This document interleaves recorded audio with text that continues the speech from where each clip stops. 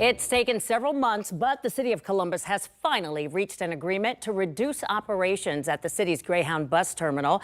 But the agreement is only temporary. Good evening, and thank you for joining us tonight at 11. I'm Yolanda Harris. Andrew is off tonight. Now, as part of this agreement, only ticketing and transfers will be allowed, and that means no pickups or drop-offs. 10 TV's Carla Rogner spoke to neighbors about this latest development. Carla?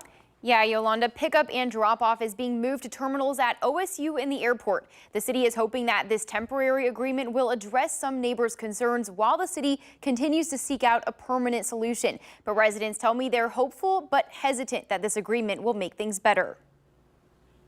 This West Columbus neighborhood has changed a lot since 1977. No pilot station, no McDonald's, no hotel, no Waffle House. That's the year John Fleshman moved in. I was 13 years old.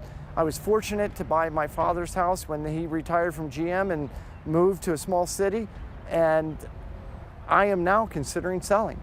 Through all the changes, John says nothing has changed the neighborhood more than Greyhound, moving into the old gas station on North Wilson Road. It's been a nightmare.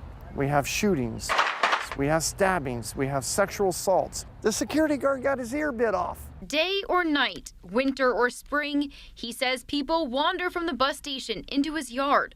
Unacceptable, unfair. John's neighbor Zachary echoing his concerns. For the most part, I don't think anybody lets their kid play outside anymore, unsupervised anyways, because it won't take much for someone to snatch them up and just hop on a bus out of town. City Attorney Zach Klein hopes a temporary agreement to reduce services will also be a temporary solution. By liking this to an airport, we're limiting the connecting flights, we're limiting the amount of the layover, we're limiting the amount of planes that are allowed to be on the ground. This is a significant reduction in, for a preliminary step. Klein says measures from the city to install cameras and require security guards are already working. But neighbors like John are hesitant about this new plan. You can't put a Band-Aid on something that needs a tourniquet. The city will allow only 4 buses on site at a time and limit layovers to 2 hours or less.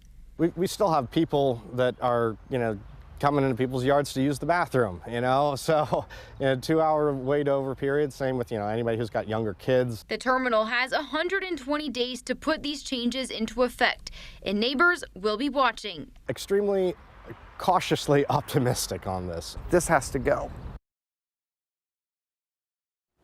Yeah, the city attorney says if the terminal operators don't follow through, the city can take them back to court. The next hearing is set for July. Yolanda? Thank you, Carla.